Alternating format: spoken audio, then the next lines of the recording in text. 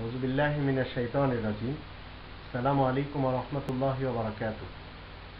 আপনার আশেপাশে যে সমস্ত উলামায়ে সু যারা রাসূলের নামে জাল হাদিস বয়ান করে, জাল হাদিস তারা ভাষণে বলে, তাদের বক্তৃতায় বলে, এই জাল হাদিসগুলি চেনার উপায় আপনাকে খুঁজতে হবে এই কোরআনের আয়াতের মাধ্যম দিয়ে।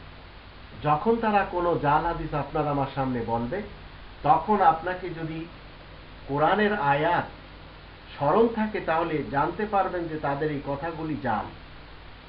যেমন ধরুন, কোরআনের 51 নম্বর সূরা যারিয়াত এর 56 নম্বর আয়াতে আল্লাহ বলছেন, ওমা খালাকতুল জিন্না ওয়াল ইনসা ইল্লা লিয়াবুদুন। জিন এবং ইনসানকে আল্লাহ নিজের ইবাদতের জন্য তৈরি করেছেন।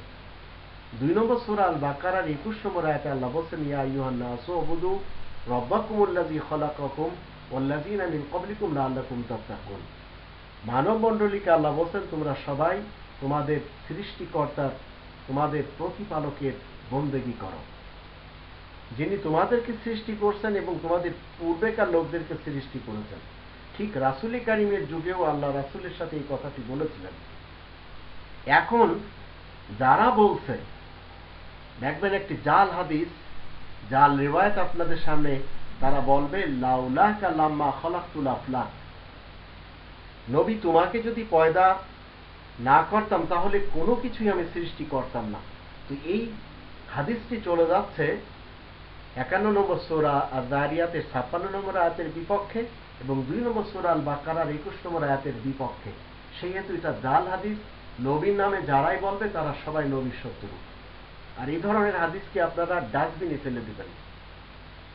তো ইসলামকে গোপন করার জন্য, আল্লাহ তাআলার আয়াতকে গোপন করার জন্য এই ধরনের উলামায়ে সুরা তারা এই জাল হাদিসের ব্যবসা করে খেয়ে আসছে, আজও আমাদের সমাজে রয়েছে।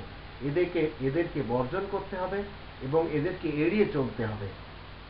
রাসূলের জন্য তো সৃষ্টি করা হয়েছে এই আকাশ পৃথিবী, এমন কোনো কথাই কোরআনে বলেনি। তাহলে এই জাল মৌলবীরা, উলামায়ে সুরা কেন বলছেন?